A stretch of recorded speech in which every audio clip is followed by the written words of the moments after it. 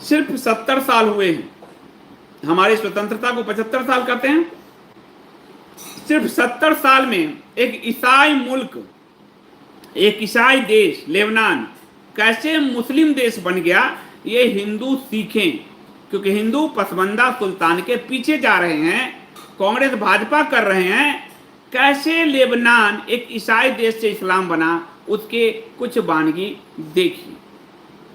और ईसाई वहां अल्पसंख्यक हो गए, जैसे आज 9 राज्यों में हिंदू अल्पसंख्यक हो गए, और आप अपने नेता के चप्पल उठाने से बाज ही नहीं आ रहे, कोई भी पार्टी के। आपने क्या हुआ कि लेबनान ने खोला, अब आपको तुलना करके बताऊंगा।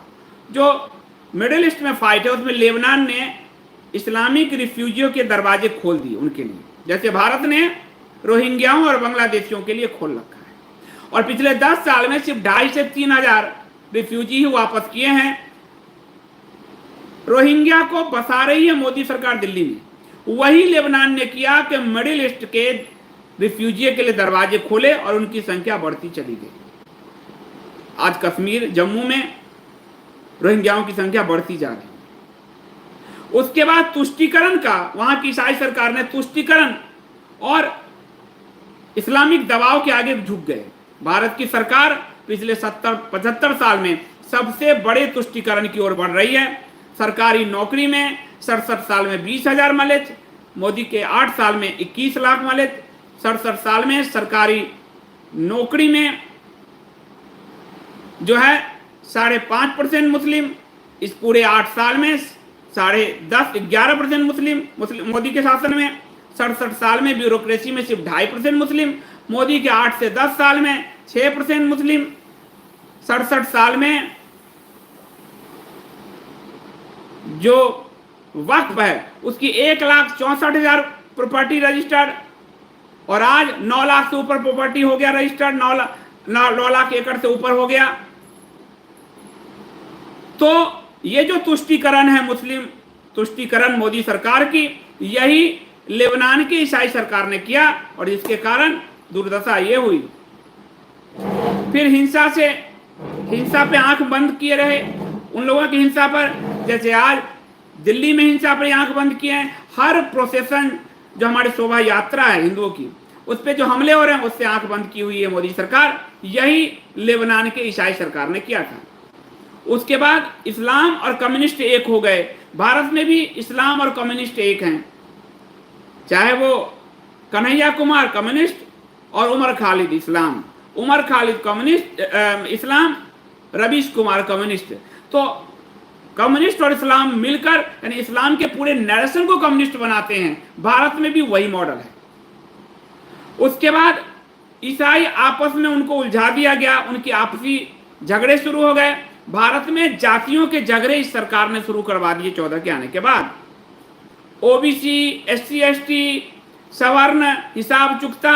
आज राजस्थान में एक ब्राह्मण के घर पर, एक पहले से मलेच्छ पथराव करते थे, और आज ब्राह्मण के घर पे आरक्षित वर्ग जिसको संविधान में कहा गया उसने पथराव किया है। इस सरकार ने हिसाब चुकता ये किया। लेबनान में भी यही हुआ था, आपस में ईसाई लड़ते थे जैसे यहाँ आपस में हिंदू लड़ रहे हैं।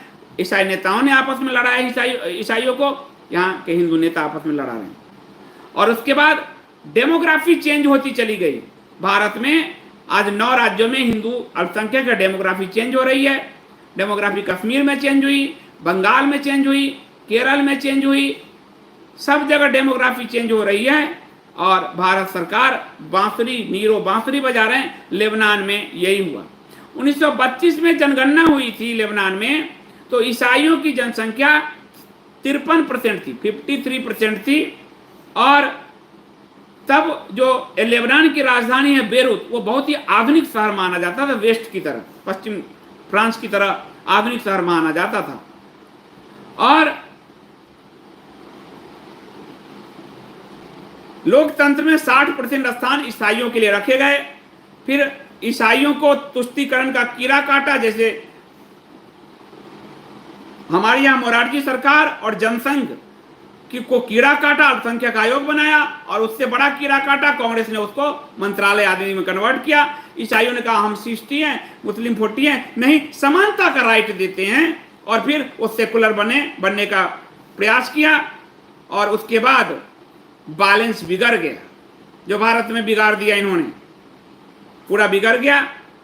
उसके बाद हिंसा भड़की, गृहयुद्ध चला, ईसाई पीछे छूटते चले गए, क्योंकि ईसाई के विरोध में ईसाई की सरकारें उतरी थी। जैसे आज हिंदुओं के विरोध में आप अगर देख लो, वो पथराव करने वालों को कुछ नहीं कहेंगे, आपके हिंदू अगर सड़क पर उतरते हैं तो जेल में होते। ईसाई के विरोध में ईसाई की सरकार उतरी, हिंदू के विरोध में यहाँ हिंदू की सरकार उतरती है।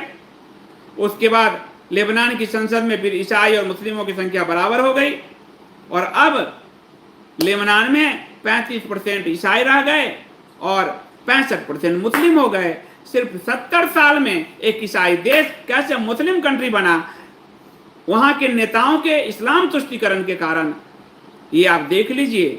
और यही तबाही की कहानी भारत में भी दोहराई जा रही है, क्योंकि भारत में भी सेकुलरिज्म का धतूरा सर पे चढ़कर नेताओं के बोल रहा है।